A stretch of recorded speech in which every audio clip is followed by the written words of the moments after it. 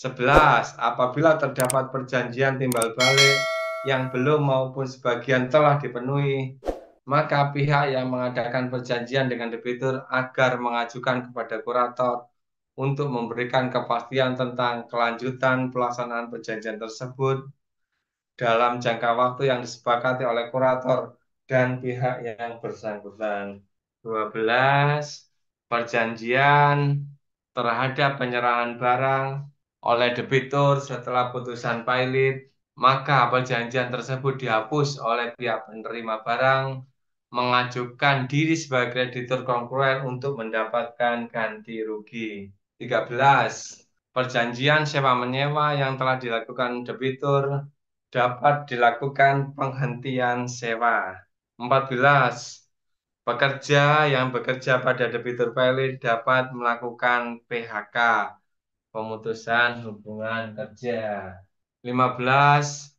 Harta warisan yang selama kepailitan jatuh pada debitur pailit tidak dapat diterima oleh kurator, kecuali jika hal tersebut menguntungkan harta pailit. 16. Pengadilan dapat dimintakan pembatalan terhadap segala perbuatan hukum debitur yang dinyatakan pailit tersebut. 16. Akibat kepailitan. Dan yang 17, hibah yang dilakukan oleh debitur dapat dimintakan pembatalan kepada pengadilan. 18. Terkait pembayaran hutang yang dapat ditagih hanya dapat dibatalkan bila dibuktikan bahwa penerima pembayaran mengetahui permohonan pernyataan merupakan persekongkolan antara kreditor dan debitur. Itu akibat kepailitan, tetapi kepailitan itu bisa berakhir juga sebab berakhirnya kepailitan. Kepailitan menurut pasal 1 angka 1 Undang-Undang Nomor 37 Tahun 2004 tentang kepailitan dan PKPU adalah sita umum atau beslah atas semua kekayaan debitur pailit yang pengurusan dan pemberesannya dilakukan oleh kurator di bawah pengawasan hakim pengawas sebagaimana telah diatur dalam pasal undang-undang ini. Kepailitan adalah sebagai suatu proses yang di dalamnya terdapat runtutan-runtutan langkah yang telah diatur undang-undang. Proses yang diatur tersebut dari mulai permohonan putusan sampai dengan adanya putusan pailit. Beberapa hal yang melatar belakangi berakhirnya kepailitan diantaranya ialah pertama, akur atau perdamaian. Dua, insolvensi atau pemberesan harta pailit. Insolvensi itu apa, adik-adik? Insolvensi adalah keadaan seseorang atau perusahaan yang tidak dapat membayar hutang atau kewajiban keuangan dengan tepat waktu. Intinya, ketidakmampuan debitur dalam membayar hutang-hutangnya. Tiga, rehabilitasi. Keempat, putusan pailit dibatalkan oleh tingkat pengadilan yang lebih tinggi. Lima, pencabutan atas anjuran hakim pengawas. Yang pertama ya, tentang akur dan atau perdamaian. Perdamaian merupakan hal yang harus ditawarkan pada masing-masing pihak yang berperkara. Oh iya, adik saya sampaikan juga ada beda antara pailit dan insolvensi. Bedanya pailit hanya tidak dapat membayarkan utang pada satu kreditor saja, sehingga belum tentu harta tersebut, yaitu harta debitur, tidak cukup guna membayar setiap utangnya. Sedangkan dalam hal insolvensi dapat dikatakan bahwa akumulasi hutang debitur telah melebihi harta yang dimiliki. Perdamaian merupakan hal yang harus ditawarkan pada masing-masing pihak yang berperkara di pengadilan, khususnya pada ranah perdata, sebagaimana dalam hukum acara perdata yang bersumber pada HIR. HIR itu adalah hukum acara perdata maupun pidana. Ya, yang bersumber dari HIR yang menyatakan bahwa dalam menyelesaikan perkara, hakim wajib mengusahakan perdamaian terlebih dahulu.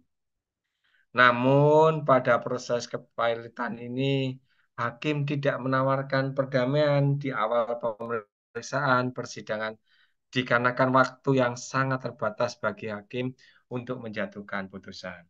Namun pada proses kepilitan, hakim tidak menawarkan perdamaian di awal pemeriksaan persidangan dikarenakan waktu yang sangat terbatas bagi hakim untuk menjatuhkan putusan.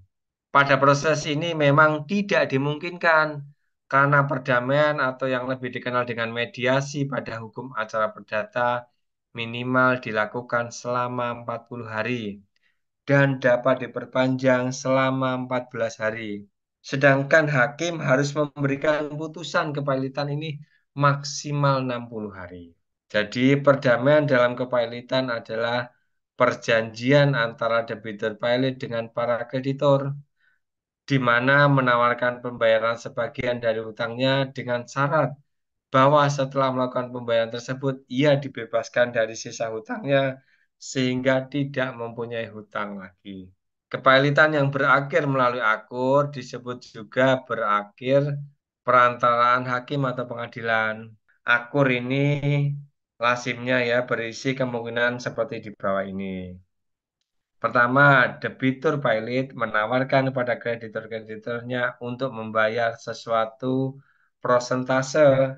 Jadi misalkan saya cuma sanggup membayar 20% dari pokok utang saya dan sisanya dianggap lunas, mungkin seperti itu.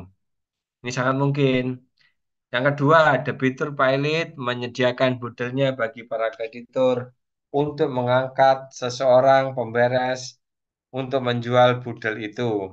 Dan hasilnya dibagi antara para pembebasan untuk sisanya. Akur semacam ini disebut akur likuidasi. Ya, likuidasi itu apa, adik-adik? Likuidasi adalah pembubaran perusahaan oleh likuidator dan sekaligus pemberesan dengan cara melakukan penjualan harta perusahaan, penagihan piutang, pelunasan hutang, dan penyelesaian sisa harta atau utang di antara para pemilik. Yang ketiga, debitur bisa minta penundaan pembayaran dan minta diperbolehkan mengangsur utang ini. Ya, ini tidak lazim terjadi. Empat, debitur menawarkan pembayaran tunai 100%. Nah, kalau mampu membayar ya tidak mungkin sampai dipilotkan. Ya, ini juga jarang terjadi. Perdamaian atau akur diatur secara lengkap pada lampiran Undang-Undang Nomor 37 Tahun 2004 tentang Kepailitan dan PKPU, penundaan kewajiban pembayaran hutang.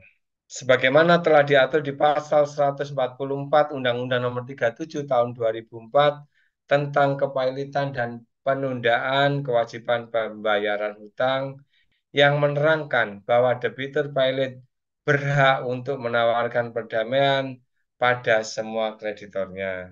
Rencana perdamaian tersebut diterima apabila disetujui oleh setengah dari jumlah kreditur yang hadir dalam rapat yang minimal dihadiri 2/3 jumlah kreditur kongruen yang ada. Sebagaimana disebutkan di pasal 144 sampai dengan 163 Undang-Undang Nomor 37 Tahun 2004 tentang Kepailitan dan Penundaan Kewajiban Pembayaran Hutang. Jika perdamaian tersebut dapat diterima oleh para kreditur, pengadilan akan memutuskan pengesahan perdamaian tersebut dan sidang akan diadakan paling cepat 8 hari atau paling lama 14 hari setelah diajukannya perdamaian. Seperti yang telah disebutkan di pasal 166 Undang-Undang Nomor 37 Tahun 2004, bahwa apabila pengesahan perdamaian telah memperoleh kekuatan pasti, kepailitan berakhir. Oleh karena itu, kurator wajib melakukan perhitungan dan pertanggungjawaban pada debitur pilot di hadapan hakim pengawas. Serta apabila dalam perdamaian tidak ditetapkan lain, kurator harus mengembalikan semua barang, uang, buku, dan surat yang termasuk harta pilot kepada debitur pilot tersebut. Namun tidak semua penawaran pilot diterima oleh para kreditur, tidak menutup kemungkinan bahwa penawaran tersebut mengalami penolakan. seperti yang diatur pada pasal 159 ayat 2 Undang-Undang Nomor 37 Tahun 2004 tentang kepailitan dan penundaan kewajiban pembayaran hutang yang menyebutkan bahwa pengadilan wajib menolak pengesahan perdamaian apabila kekayaan harta pailit termasuk di dalamnya segala barang yang terhadapnya berlaku hak menahan barang, hak retensi, melebihi jumlah yang dijanjikan dalam perdamaian. Dua, perdamaian tersebut tidak terjamin penuh. Nomor tiga, perdamaian tercapai karena penipuan yang menguntungkan secara tidak wajar seorang kreditor atau beberapa kreditor oleh karena penggunaan cara lain yang tidak jujur dengan tidak memperdulikan apakah dalam hal ini debitur pilot turut atau tidak melakukannya.